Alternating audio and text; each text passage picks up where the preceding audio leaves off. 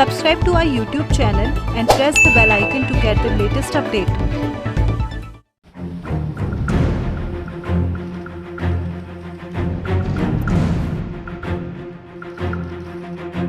इन तस्वीरों की चर्चा पूरी दुनिया में हो रही है। भारत की लोकप्रियता और भारत के दोस्ताना संबंधों की धमक इन तस्वीरों के जरिए पूरी दुनिया ने देखा। लेकिन इन तस्वीरों से जुदा एक और तस्वीर सबसे ज्यादा चर्चा के केंद्र में रही। मतलब एक तरफ दुनिया के सबसे बड़े लोकतांत्रिक देश के प्रधानमंत्री तो दूसरी तरफ कैथोलिक संप्रदाय के सबसे बड़े धर्मगुरु।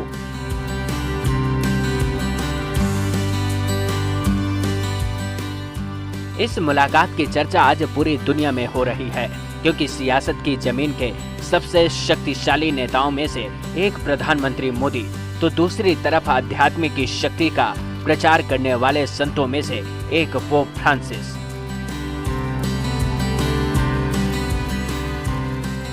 सोचिए, अगर आप रोम की यात्रा करें तो क्या आपकी यात्रा वेटिकन सिटी के बिना पूरी हो सकती है?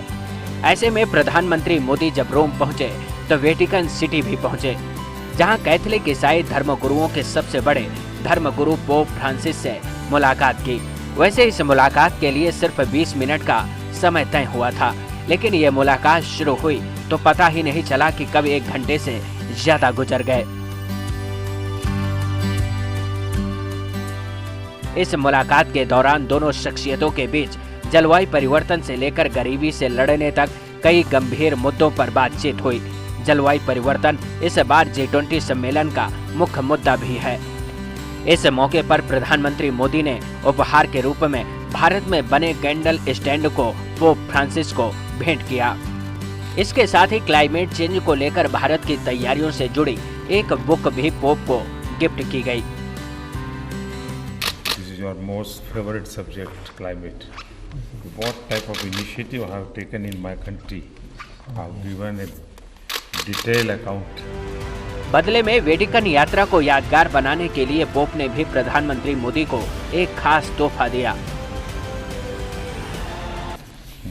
Si dice l'abbondanza, il grano, l'uva, tutto. E si dice il deserto, traduci tu, il deserto diventerà un giardino. Peace. I have seen for you today. Oh. इस मौके पर मौजूद भारत के अधिकारियों को भी पोप फ्रांसिस ने खास गिफ्ट दिए। इसके बाद प्रधानमंत्री मोदी को गले लगाकर भेंट की